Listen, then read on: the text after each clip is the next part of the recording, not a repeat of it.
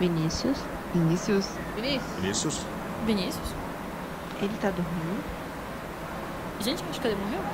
Morreu.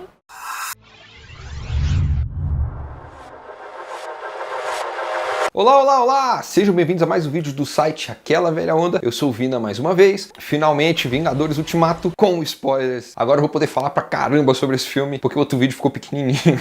A começar, o que faltou no outro vídeo, sinopse. Logo depois que termina o Guerra Infinita, os Vingadores que sobreviveram estão chateados, meio traumatizados pela batalha, descobrem onde é que o Thanos está, vão até o Thanos e descobrem que o Thanos destruiu todas as joias do infinito, o que significa que eles não têm como fazer com que os amigos deles voltem. O Thor mata o Thanos com raiva e eles seguem em frente. Passam-se 5 anos e de repente o Scott Lang volta do Reino Quântico. Quando ele estava no Reino Quântico, passou para ele só 5 horas, enquanto pro resto do universo passou 5 anos. Então ele percebe que o Reino Quântico existe através do tempo, ele não existe na nossa linha de tempo. Então se eles mergulharem no Reino Quântico, eles podem voltar de lá no passado. Se eles fizerem alguma coisa em relação ao Thanos, qualquer outra coisa do tipo, eles vão alterar as realidades e nada vai acontecer com a realidade deles. Então o plano deles é ir para o passado, pegar momentos onde estão as joias do infinito, reunir as joias do infinito do passado no mesmo lugar, usar elas para fazer com que todo mundo volte. Assim, aqueles 5 anos continuam existindo, voltar no tempo e botar as joias no lugar certo e nenhuma realidade vai ter sido alterada. Esse é o plano inicial deles. Isso tudo que eu falei foi o primeiro ato. Na verdade, o primeiro ato desse filme é um ato muito complicado, como eu falei no outro vídeo. Esse filme é dividido em 3 partes bem específicas. O primeiro ato, onde eles estão perdendo tudo, resolvendo tudo, até a hora deles voltarem no tempo. O segundo ato, que é eles voltando no tempo, toda a viagem no passado. E o terceiro ato, que é quando eles enfrentam um dos Thanos do passado, Thanos de uma realidade alternativa, para impedir que ele faça de novo o que o Thanos da realidade deles fez. É muito confuso, demora muito tempo para fazer isso, porque o primeiro ato desse filme já vai começar a dar as primeiras pistas de a que esse filme veio. É importante que tenha esse salto no tempo de 5 anos, porque é importante que o Gavião Arqueiro tenha despirocado depois que ele perdeu a família, é importante que a Viúva Negra esteja desesperada porque ela não tem mais nada, é importante que o Thor tenha entrado em depressão e tenha virado um alcoólatra. É importante que Tony Stark e a Pepper Potts tenham tido um filho. Ele tem que ter tido uma vida boa, ele tem que ter tido uma vida de descanso da vida de super-heróis. E é importante que o Capitão América sinta o baque porque ele abriu mão da vida que ele queria, que seria a vida com a Peggy Carter lá no passado, para poder existir no presente e salvar vidas. De repente, todo esse sacrifício pessoal dele perde o sentido. Quando eles voltam no passado, isso começa a ficar mais claro. O filme tem 2 motivos principais para fazer essa viagem no passado. O primeiro é fazer um gancho com toda a história da Marvel. Então tudo que a gente viu nesses 21 filmes antes do Vingadores Ultimato, os temas vão ser retomados, vai ter várias homenagens a momentos passados, vários atores de personagens que morreram há muito tempo vão reaparecer, e é tudo uma grande brincadeira, uma grande homenagem, porque eles estão realmente finalizando um ciclo. Especificamente, nessas viagens para o passado, os Vingadores originais, aqueles 6 lá do primeiro filme, vão ter um momento específico, cada um deles emotivo, para ser o final do ciclo de cada um deles. O Gavião Arqueiro e a Viúva Negra vão ter um momento emotivo deles, aí nessas viagens no passado, que vai estar relacionado com a jornada deles, quem eles são e tudo que eles já fizeram. O Homem de Ferro vai encontrar com o pai dele e ele vai poder se despedir do pai dele. O Capitão América vai encontrar com a Peggy Carter e ele vai relembrar tudo que ele abriu mão para poder ser o Capitão América. E o Thor vai reencontrar com a mãe dele, que foi a primeira pessoa próxima dele que morreu, dentre as várias pessoas que morreram lá, desde o Mundo Sombrio até o Vingadores Guerra Infinita. Porque depois de toda essa viagem divertida e cheia de homenagem, cheia de referência, nós chegamos no terceiro ato, no grande clímax, em que nós vemos quem que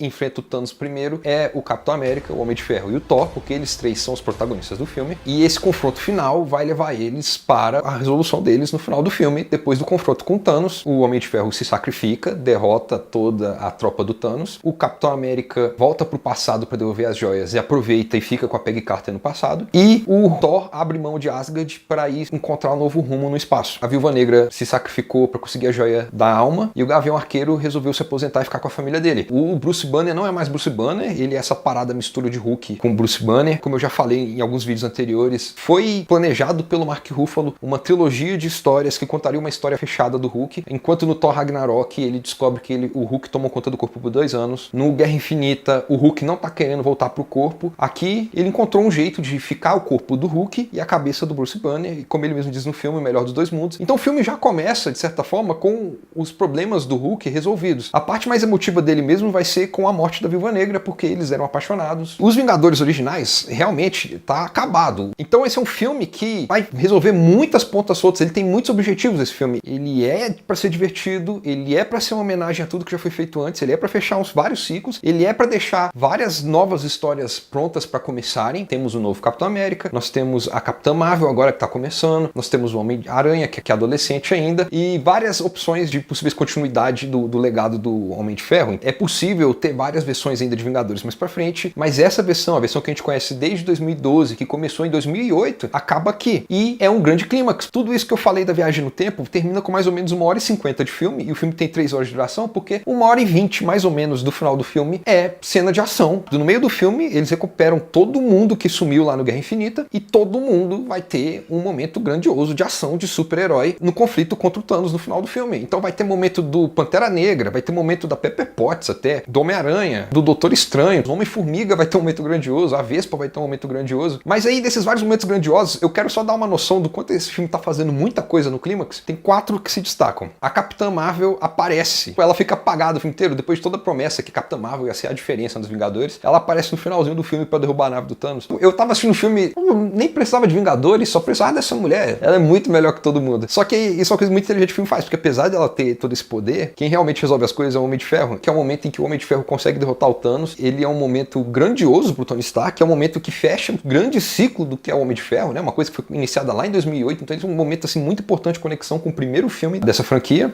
I am Iron Man. Aí tem um momento sororidade. Eu tô dando esse nome porque quando eu tava assistindo o filme, na hora que aconteceu esse momento, uma mulher atrás de mim gritou assim: sororidade, porra! Eita, é! É uma cena rápida em que uma mulher vai enfrentar um exército, todas as outras mulheres de todos os filmes da Marvel se reúnem e falam assim: isso aí, agora são as mulheres. E aí, tipo, dura, sei lá, 5 minutos, tá só a Capitã Marvel, porque essa Capitã Marvel nunca precisou da ajuda de ninguém. Por mais que eu goste da ideia de vamos reconhecer, dar valor, essas mulheres são importantes, são poderosas e tudo mais, é uma cena meio jogada, meio fora de contexto. Eu gostaria muito de ver um filme só delas, porque elas são maravilhosas. Cara, só tem personagem legal ali. Pena que elas estão com uma cena só jogada pra elas no filme de 3 horas de duração. E o outro grande clímax do filme, que é realmente o meu favorito, é quando nós descobrimos que o Capitão América levantou o Mjolnir, o martelo do Thor. Porque tem vários significados isso no filme, né? Significa que o Capitão América é um cara moralmente superior, digamos assim. Porque o Thor consegue levantar o martelo porque ele é um deus e ele realmente era digno de ser o Thor. O Capitão América é o humano que é digno de ser Thor. Além disso, o Capitão América, usando o martelo, é mais porradeiro que o Thor. E é muito maneiro. O Capitão América dando porrada no Thanos com o martelo é muito divertido. Foi uma das poucas vezes na minha vida que eu urrei no cinema, ou como o nosso amigo Cristiano Ronaldo bem representou aqui no vídeo anterior. Sim!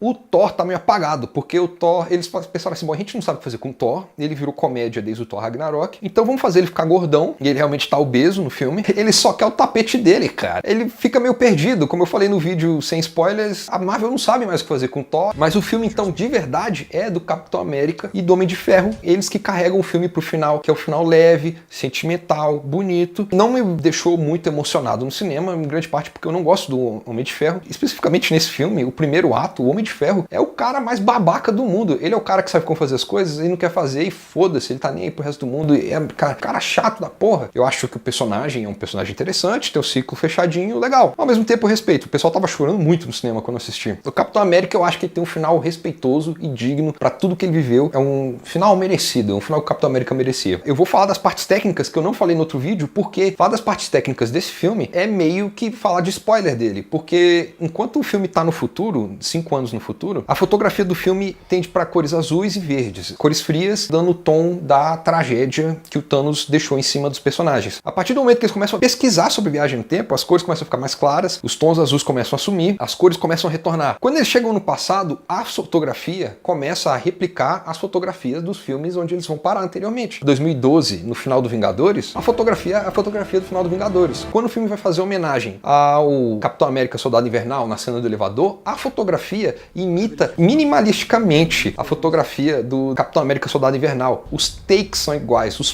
planos são iguais. Quando eles vão para a década de 70, a fotografia imita o estilo meio art deco do Capitão América Primeiro Vingador. E ainda tem várias referências a Capitão América Soldado Invernal nessa cena. Quando eles vão para Asgard, a fotografia imita a fotografia do Thor, O Mundo Sombrio. Quando eles vão para o espaço, a fotografia imita a fotografia do Guardiões da Galáxia. Então esse é um filme que tecnicamente tá fazendo a parada dele, só que ele também tá retomando várias das coisas de filmes anteriores da Marvel. E a direção de arte imita um monte de coisa também. Você vê que os cenários são iguais aos cenários do Mundo Sombrio, que os cenários são iguais aos cenários do Capitão América, o Primeiro Vingador, do Vingadores 1, do Guardiões da Galáxia. A diferença aqui, de verdade, o filme continua sendo o filme do Anthony e do Joe Russo. Cada movimento de câmera nesse filme, como na maioria dos filmes que eles dirigiram, são uma história sendo contada. E isso é um grande diferencial. Eu acho que isso é, de longe, a melhor direção dos filmes da Marvel. Inclusive, eu acho que é a melhor direção dos irmãos Russo. Em termos de direção, não acho que esse filme é superior, por exemplo, ao Guerra Infinita. Tem duas cenas específicas em que você consegue ver direitinho esse negócio do movimento de câmera. A primeira é a apresentação do Gavião Arqueiro, que é lá no Japão, em Tóquio. Essa cena desperdiça um ator japonês que eu acho maravilhoso, o Hiroyuki Sanada. E é uma cena de um take só, ou simula um take só, que você entende tudo que tá acontecendo, tem muita ação. Infelizmente, como é o Gavião Arqueiro, eu não me importo nada com o que tá acontecendo em tela. E tem uma outra cena que eles vão fazer a mesma coisa, um take só, que é a cena do enterro do Tony Stark, que a câmera começa no corpo do Tony Stark, ela levanta, passa por todos os presentes, só que a câmera passa muito rápido para alguns personagens. Você não consegue, às vezes, identificar o personagem direito, porque a câmera tá se mexendo num movimento que é mais rápido do que a quantidade de frames consegue pegar. Você vê os personagens dando uns quiquinhos na tela. É uma coisa que muito diretor experiente faz. O Woody Allen direto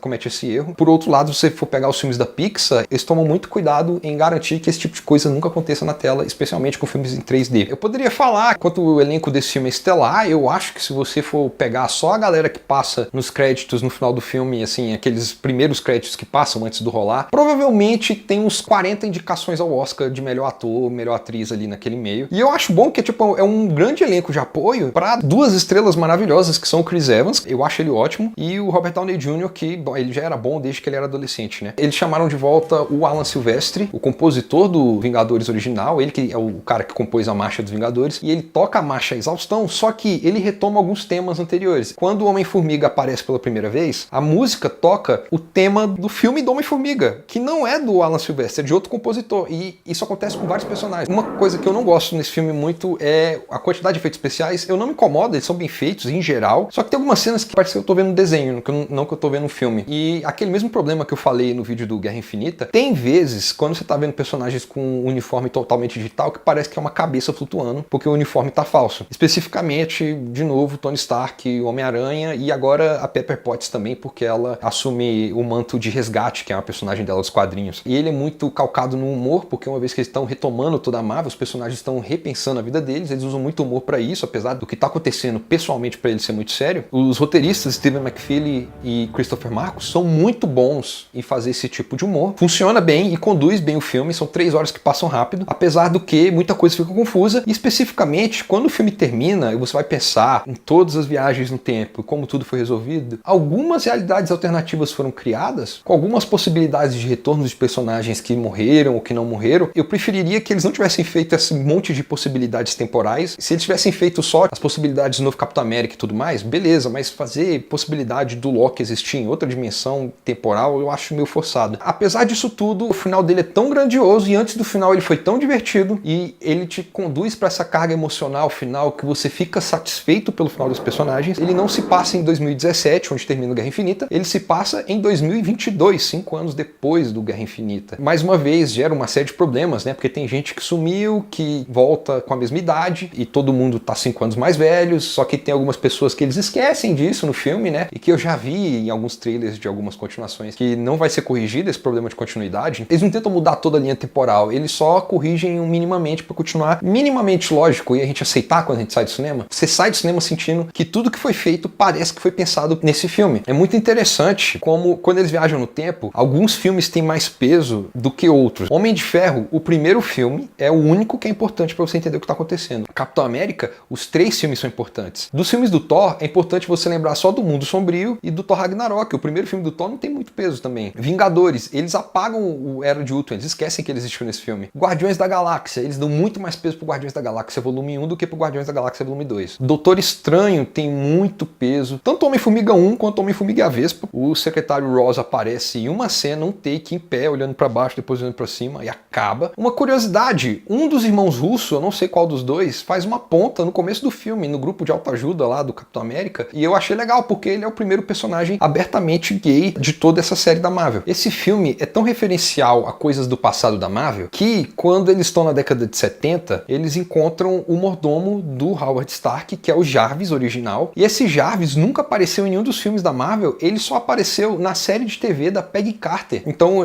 realmente, eles estão reconhecendo tudo que foi feito no universo da Marvel até aqui. O final desse filme foi previsto pelo Doutor Estranho, como a gente já imaginava lá atrás no Guerra Infinita. Quase toda a jornada científica e técnica desse filme dos heróis acontece por causa da ciência criada lá atrás no Homem-Formiga e a Vespa, mas com certeza o filme mais referenciado aqui é o Homem de Ferro 1. Inclusive, no Homem de Ferro 1 tem um diálogo do Tony Stark com o Happy Hogan, os dois falando sobre cheeseburger, como eles estão afim de cheeseburger e eles gostam de cheeseburger. Então isso é uma referência pro Homem de Ferro 1 e é uma referência dizendo já que vai ter uma ligação do Happy Hogan com a filha do Tony Stark, muito parecida que o Happy Hogan tinha com o Tony Stark, mas quem não lembra do Homem de Ferro 1 não vai lembrar, não vai entender essa referência. No enterro do Homem de Ferro, ele é enterrado junto com a peça que a Pepper Potts dá pra ele lá no Homem de Ferro 1, dizendo prova de que o Tony Stark tem um coração. Pra finalizar as referências gerais, o Stan Lee aparece como um hippie na década de 70, dizendo pro pessoal do exército: ei, faça amor, não faça guerra! E o rosto dele foi rejuvenescido digitalmente pra parecer ele mais novo mesmo naquela época. No carro dele tem uma estampa escrito Nuff Said, que é meio tipo assim, já disse bastante, que é uma referência ao termo que ele gostava de usar de vez em quando nas colunas dele, nas histórias em quadrinhos. Eu espero que vocês tenham gostado desses dois vídeos do Vingadores Ultimato. Esse não é o fim dessa série, porque semana que vem eu vou lançar o vídeo com a entrevista completa da Nailá, que eu fiz pra ela lá atrás do Pantera Negra. Eu usei pouco no vídeo e ela falou muita coisa muito interessante, muito importante, que eu acho que tem que ser compartilhada. Além disso, o Kevin Feige anunciou recentemente que o Homem-Aranha Longe de Casa, o próximo filme do Homem-Aranha, que vai ser lançado daqui a 2 meses, eu acho, vai ser o último filme da terceira fase da Marvel, o que significa que ele é o último filme depois desse filme do Vingadores Ultimato. Eu não acredito que ele vai ser um grande ponto final ou parte da saga infinita. Eu acho que a saga infinita termina com Vingadores Ultimato. Porém, se vocês quiserem que eu coloque um vídeo depois, encaixando aqui nessa série, do Homem-Aranha Longe de Casa, eu tenho certeza que ele vai ter uma cabine de imprensa antes, então eu vou poder fazer o vídeo antes do filme estrear. Coloque nos comentários aqui embaixo que eu faço o vídeo depois quando chegar a vez. Além disso tudo, no final das contas, eu vou fazer um vídeo conclusão de como foi fazer toda essa série, como foi rever todos esses 22 filmes nesse último ano. Quem sabe eu faço uma segunda temporada de alguma outra coisa mais pra frente. Por enquanto é isso aqui. Se vocês gostaram, por favor, temos aqui o link pro último vídeo do site e aqui o link pra playlist completa da saga infinita. Eu sou o Vina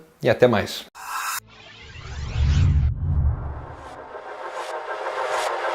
Yeah, yeah, oh yeah, what condition my condition is in. I woke up this morning with the sun down shining